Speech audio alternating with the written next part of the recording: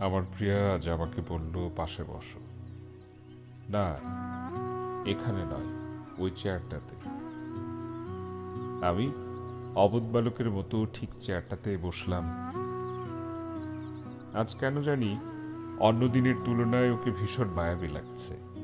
ইচ্ছে করছে এখনই বুকে জড়িয়ে ধরি, রক্তলাল গালে কপলে চুম্বনের তিলক এঁকে দিই, কিন্তু সাহস পাই না।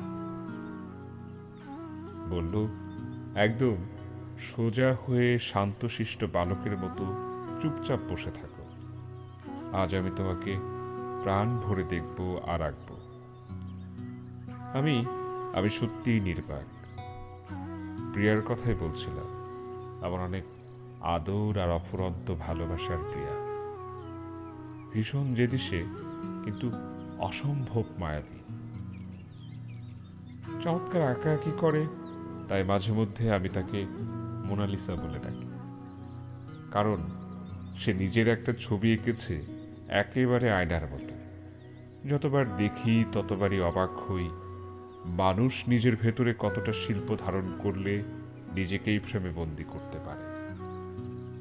নিজেকে বড় ভাগ্যবান মনে হয়।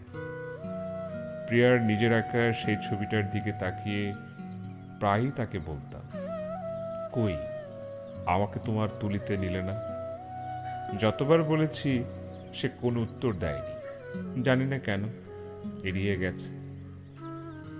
আজ তার হাতে রং আর তুলি। আমাকে এক নজর দেখে, আঁকে, আবার দেখে, আবার আঁকে। একটা দীর্ঘ সময় সে নিল। তারপর বলল, তুমি কি দেখতে পাচ্ছ?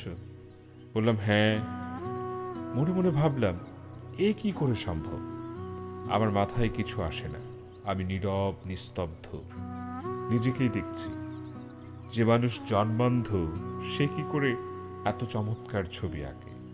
তবে কি অন্ধরা শ্রবণের শক্তি দিয়ে দেখে নেয় পৃথিবীকে? পৃথিবীতে মানুষের অসাধ্য কিছুই নেই।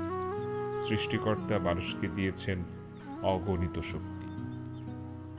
এই প্রিয়াকে না পেলে আমি হয়তো অন্ধই থেকে যেতাম। হ্যাঁ, আমার প্রিয় অন্ধ, কিন্তু আমার চোখে দেখা তার সৃষ্টি এক আশ্চর্য মাইল ফলক। আর আমরা আমরা চোখ থাকতেও কত কিছু দেখি না। আমাদের চোখ থেকেও যেন আমরা অন্ধ।